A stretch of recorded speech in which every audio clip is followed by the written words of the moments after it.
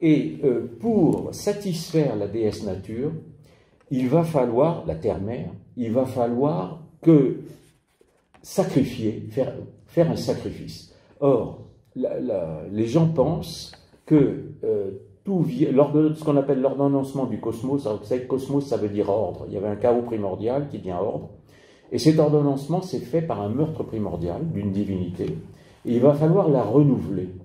Et pour la renouveler, on va sacrifier des êtres humains. Voilà. Et particulièrement d'ailleurs des jeunes filles. Ce sont des jeunes filles vierges. Donc nous sommes dans un monde pré-sacrificiel, c'est une évidence. Si vous lisez René Girard ou Alain Pascal, ou j'espère mes modestes ouvrages, vous vous rendez compte d'une chose, c'est que on est dans un temps pré-sacrificiel.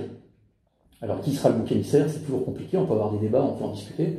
Et moi j'ai mon idée, mais évidemment je peux me tromper. Mais on est dans une période pré-sacrificielle qui est évidente. Et on peut faire un lien avec ce qu'Alain a encore dit sur l'écologisme. Pourquoi? Moi j'appelle ça la révolution gaiatique. Parce que la terre-mère, c'est évidemment pour nous, qui avons des ancêtres païens européens, c'est le retour de Gaïa. Gaïa, l'écologisme, il faut vraiment prendre ça comme une religion. C'est une religion, et une vraie religion, c'est-à-dire qu'elle relie les hommes entre eux, et elle relie les hommes qui la pratiquent, cette religion, à une déesse qui s'appelle Gaïa. Donc moi, quand j'ai des écologistes féministes à côté de moi, je leur dis, mais très bien, mais est-ce que vous connaissez Gaïa? Alors en général, non, parce que malheureusement, ces personnes lisent très peu.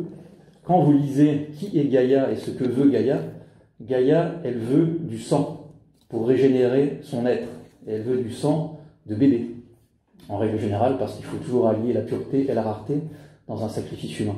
Il y a une crise qui est très intéressante, donc les sacrifices sont aussi provoqués par ce qu'on appelle des crises cosmiques.